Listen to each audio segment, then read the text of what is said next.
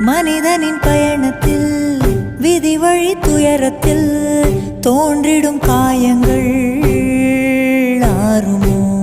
அன்பையும் பண்பையும் அறிந்திடும் ஒரு மனம் வெறுப்பிலும் சினத்திலும் வாழுமோ?